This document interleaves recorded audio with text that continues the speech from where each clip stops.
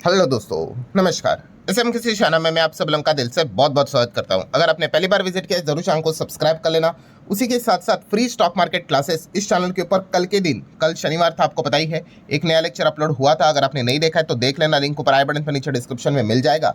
और आज ही के दिन की बात कर ले तो शाम को आप कह सकते हो 5 साढ़े 5 बजे के आसपास let's learn stock market and finance इस चैनल के ऊपर भी एक नया लेक्चर अपलोड होने वाला है। सो इस चैनल को भी आप चाहो तो फॉलो कर सकते हो, सब्सक्राइब कर सकते हो। इसका लिंक भी आपको ऊपर आई बटन नीचे डिस्क्रिप्शन में देके रखा हुआ है। सो चलिए दोस्तों, फिलहाल तो इस वीडियो को स्टार्ट कर लेते हैं।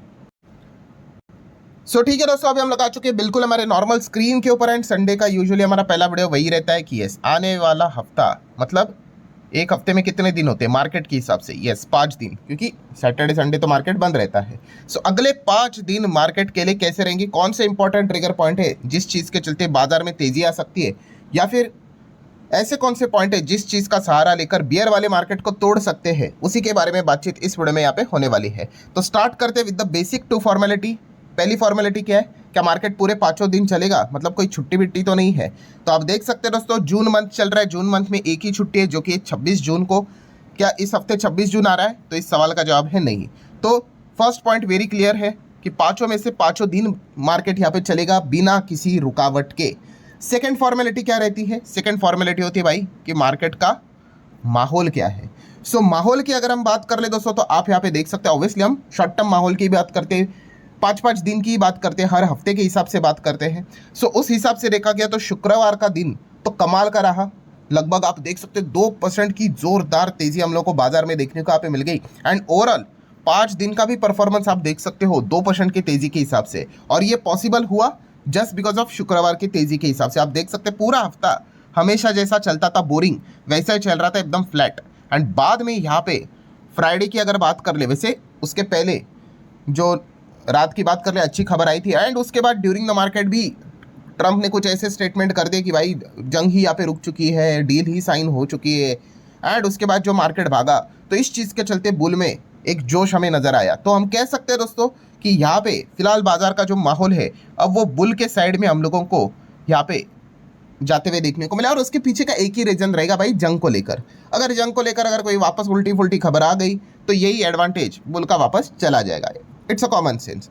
इसके ऊपर ध्यान रहेगा। प्लस अमेरिकन मार्केट भी शुक्रवार की, मतलब हमारा तो 3:30 बजे बंद होता है एंड अमेरिका का मार्केट तो रात को बंद होता है। तो वहाँ से भी आप देख सकते कोई ऐसा बुरा संकेत तो नहीं आया। 350 पॉइंट की तेजी थी, नॉट इवन एग्जैक्टली 1% की तेजी, बट एटलीस्ट बैड न्यूज़ तो नहीं देखने को मिली। तो इस चीज़ के चलते हम यहाँ पे कह सकते हैं कि काफ़ी अच्छी होप बनी हुई है कि ये हफ्ते की भी शुरुआत अच्छी हो सकती है। जैसे कि मैंने कल भी पहला जो वीडियो बनाया था, कौन सा, कि एक्सपेक्टेशन अब एकदम हायर लेवल पे है। ग्लोबल मार्केट में तेजी नजर आई है, हमारे मार्केट में तेजी नजर आई है। क्यों? यस, ओनली फसाद की एक ही जड़ जो चल रहा है भाई, अमेरिका ईरान का जंग। अब ये जंग ऐसा लग रहा है दोस्तों, ये एक दूसरे के साथ फाइट कर रहे थे, अब ये एक दूसरे के साथ हाथ मिला सकते हैं। इस प्रकार की खबरें हम इसके पहले भी कई बार देख चुके हैं। बट बोलते हैं ना कि अभी का जो माहौल बना हुआ है वो सबसे बेस्ट परफेक्ट माहौल बना हुआ है। अमेरिका की साइड से पॉजिटिव खबरें आ रही है, ईरान के साइड से भी पॉजिटिव खबरें आ रही है।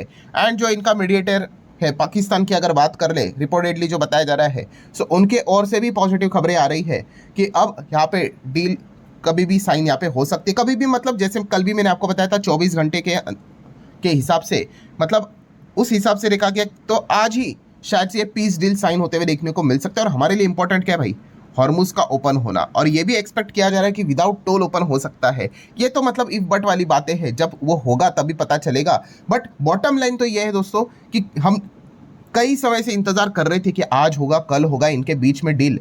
उसका सबसे बेस्ट खबर आज तक हम लोगों को जो सुनने को मिला है वो आज ही का दिन है कि शायद से आज ही के दिन यहाँ पे सारी चीज़ें साइन यहाँ पे हो जाएगी। और जैसे मैंने इसके पीछे का एक छोटा सा लॉजिक भी आपको बताया जो बाजार में चल रहा था, क्या 14 क्यों हो सकता है, आज ट्रंप का बर्थडे भी है भाई।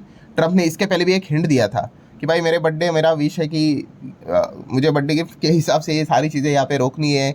ये मतलब वो आपको पता ही है, बचकानी बातें भी बहुत सारी ऐसा करते रहते हैं। इसलिए मैंने आप लोगों को बताया था कि 14 तारीख को ध्यान में रखना। और आज आप देख सकते हो दोस्तों, इसीलिए ये जो एक्सपेक्टेशन है कि जंग यहाँ पे रुक सकती है, ये सबसे हाईएस्ट लेवल पे है। हालांकि वो यू टर्न भी बहुत लेते रहते हैं, हम सभी लोगों को पता ही है।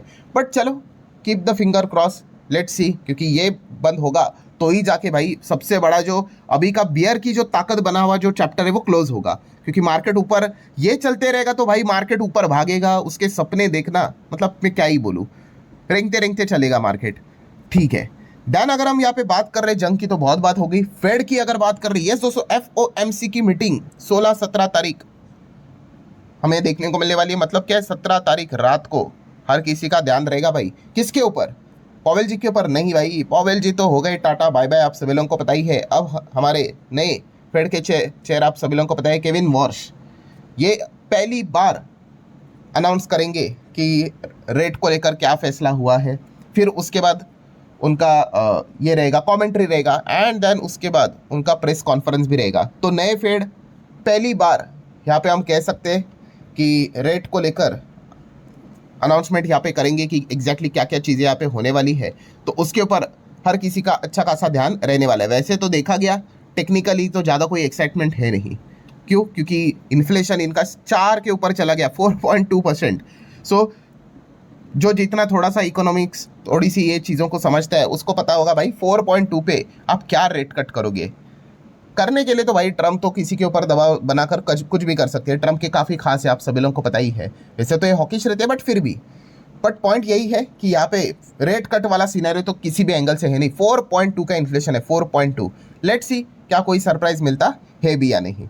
देन अगर बात कर ले दोस्तों तो bank of Japan, yes bank of Japan की भी मॉनेटरी पॉलिसी है और इस वक्त 16 जून को दोस्तों खबर यहाँ पे आने का सबसे ज़्यादा संभावना है कि बैंक ऑफ जापान रेट को यहाँ पे बढ़ा सकता है। दोस्तों आप देख सकते हैं फोरकास्टिंग देखो 1% की गई है ये, और इसके पहले कितना था 0.75, मतलब लगातार रेट सेम रहता था। बट अब 16 जून को अगर हम यहाँ पे बात कर ले तो यहाँ पे 0.75 वापस नहीं आएगा, ऐसा एक्सपेक्ट किया जा रहा है कि यहाँ पे अब 1% तक चीज़ें जाएगी। मतलब 25 बेसिस पॉइंट का रेट हाइक का एक्सपेक्टेशन बैंक ऑफ जापान की ओर से यहाँ पे किया जा रहा है।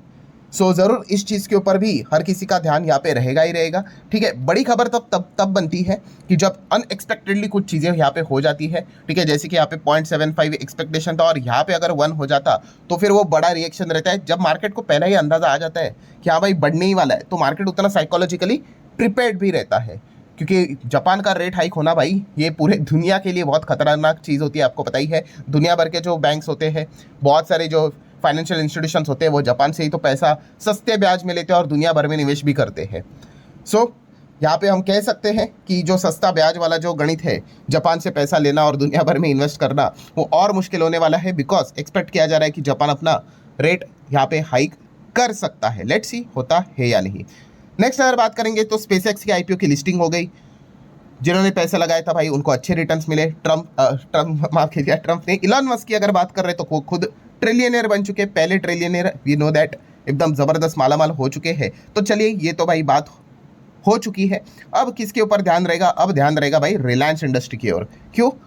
तो दोस्तों जियो का IPO, अब जियो का IPO वो तो उसके लिए AGM चाहिए। तो यस दोस्तों यही तो पॉइंट है कि यहाँ पे रिलायंस की AGM है 19 जून को, नोट कर लेना। और उसमें सबसे बड़ा फोकस वाला पॉइंट यही है कि जियो के IPO का अनाउंसमेंट। वैसे तो देखा गया तो जियो का IPO पिछले साल ही आना चाहिए था बट डिले हो चुका है। चलो लेट्स सी। तो अब यहाँ पे रिलायंस, मुकेश अंबानी जियो के IPO को लेकर क्या ऑफिशियल अनाउंसमेंट देंगे या नहीं, इसी के ऊपर हर किसी का ध्यान रहने वाला है। मतलब जस्ट इमेजिन दोस्तों ये वीक क्या ज़बरदस्त वीक रहने वाला है, मज़ा आने वाला है। नेक्स्ट अगर बात करेंगे दोस्तों तो IPO प्राइमरी मार्केट भी है, बहुत सारे IPO यहाँ पे आए थे अभी रिसेंटली। जिस प्रकार का माहौल है उस हिसाब से कुछ की लिस्टिंग होने वाली है। बहुत सारे SME IPO भी हमें देखने को मिल जाते हैं जो काफ़ी रिस्की होते हैं, बट चलिए उसके ऊपर आप ध्यान रख सकते हैं। देन इंडिया US ट्रेड डील, ये भी अभी तक पेंडिंग पड़ी हुई है। ट्रम्प को फुर्सत मिले तब जंग को लेके। तो लेट्स सी इसको लेकर कोई अनाउंसमेंट आता है कि नहीं, क्योंकि बोला गया था कि जून तक बड़े अनाउंसमेंट यहाँ पे हो सकते हैं। तो जून में तो हम चल ही रहे हैं, ऑलमोस्ट आधा जून तो खत्म ही होते हुए देखने को मिल रहा है। तो इसके ऊपर आप ध्यान रख सकते हैं। प्लस एक और टेंशन वाला पॉइंट कौन सा है कि चलो अच्छी बात है कि जंग अगर खत्म हो गई मान के चलो, तो उसके बाद ट्रम्प अपना फेवरेट चैप्टर वापस स्टार्ट कर सकते हैं। कौन सा? टैरिफ का खेल। Tariff tariff tariff. ठीक है, मैं जब भी ये बात बोलता हूँ काफ़ी लोग कमेंट सेक्शन में बोल देते हैं, अरे सर आप क्या बात करते हो, टैरिफ तो सुप्रीम कोर्ट ने तो इलीगल करार कर दिया। तो दोस्तों ऐसी बात नहीं है, ट्रम्प टैरिफ लगा सकते। सुप्रीम कोर्ट ने क्या बोला कि भाई आपने जिस कानून के तहत ये टैरिफ लगाया है वो गलत है, तो इसीलिए इस कानून के तहत मैं आपने लगाया हुआ टैरिफ को खारिज करता हूँ, ये बिकॉज वो इलीगल है। हाँ, अमेरिका के आप प्रेसिडेंट हो, आपको एज अ प्रेसिडेंट ये सेक्शन में पावर दिए गए हैं, 3 से 4 सेक्शन है, उसके अंदर आपको लगाना है तो लगाओ ना टैरिफ, कोई नहीं रोक सकता। तो ये सोचना कि भाई टैरिफ खत्म ही हो गया, सुप्रीम कोर्ट ने हटा दिया, नहीं।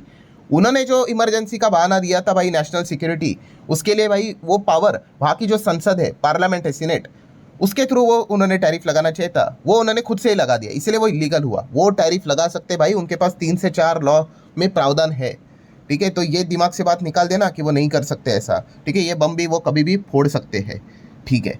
देन अगर हम यहाँ पे बात करें, यूके का इन्फ्लेशन का डेटा आने वाला है, इसको नोट कर लेना।